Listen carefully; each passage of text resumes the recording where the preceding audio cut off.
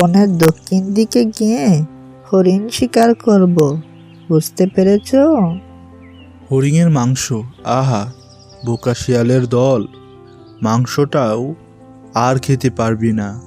আফসোস তোদের জন্য। তোরা হরিণ শিকার করবি আর আমি খাবো। হা হা হা হা। বাঘ ছাগলের মাংস খাওয়া শেষ করে বনের দক্ষিণ দিকে যাওয়া শুরু করে দেয়। অন্যদিকে শিয়াল একটি বড় গর্ত করে।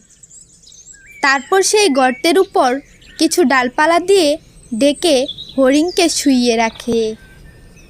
তার কিছুক্ষণ পরই বাঘ উপস্থিত হয়। বাঘনে শিয়াল, তোমরা দিন দিন কাজের হয়ে যাচ্ছ। একটু আগেও ছাগল শিকার করলে, আর এখন হরিণ। আমি এই হরিণটি নিয়ে যাই, কাল পরশু খাবো।